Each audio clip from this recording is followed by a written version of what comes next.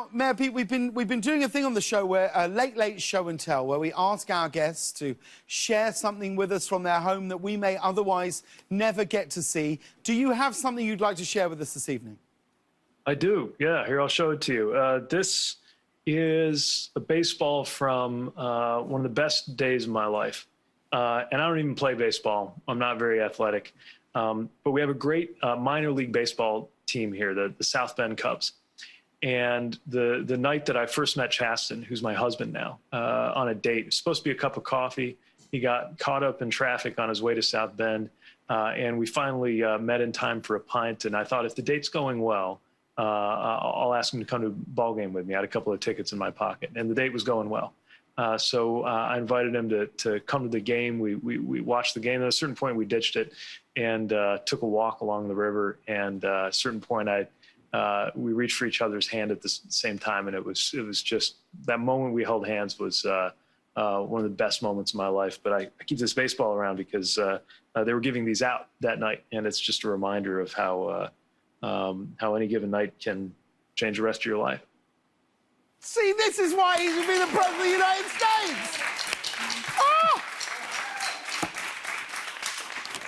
Mayor Pete, I don't know if you're busy for the next sort of few years, but could you come on the show every day? It would just be a real lift for all of us, I've got to be honest.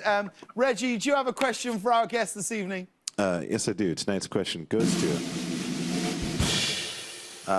to the Mayor Pete. Okay. You're one of my favorite pragmatic communicators. How long do you think it'll be before all of politics learns that this is the way to go and we promote more people like you? Oh, man, I mean, look, we got so many amazing voices out there. I can't believe I'm old enough to say this, but there are people running for office who I think of as a whole new generation, some of whom we're supporting. The most important thing is, we get to decide what gets rewarded and what gets punished in terms of the behavior and vocabulary of our politicians. And if we look to these amazing people who I see coming up, sometimes in really unsexy offices that don't get a lot of attention, local office, state office, but making a huge amount of difference. And I think finding the right way to communicate respectfully with people I disagree with, too. I'm really excited about what politics could be like in our lifetime. I don't have any illusions about it. I know politics at its worst is ugly. It can be brutal, but it doesn't have to be. And I really believe that if we support great voices whenever we find them and seek them out, and by the way, encourage people to run who maybe haven't been asked or thought of themselves as on the fast track for office, really good things are going to happen.